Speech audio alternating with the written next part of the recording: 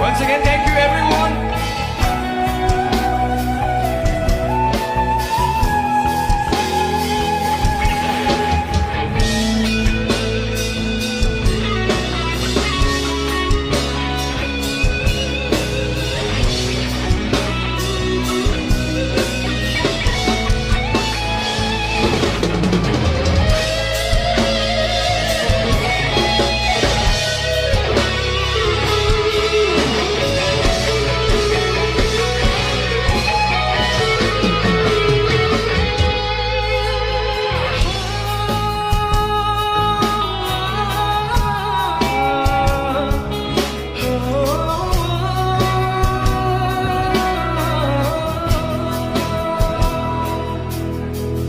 Hiện đại thân lấy hợp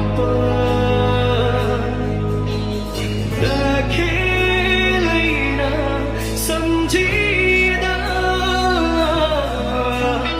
thơ môi khu đúng chân khi bơ ninh xin lần nu ya đã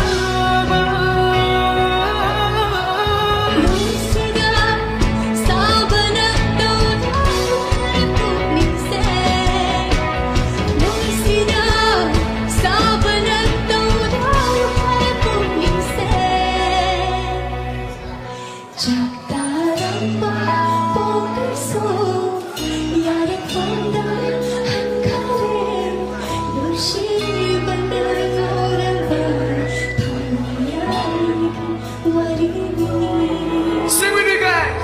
Sunday mana di cinta nuna biteli hideta cinhi sambalang ini malam mana pangcingki Sunday mana di cinta nuna biteli hideta cinhi sambalang ini malam mana pangcingki.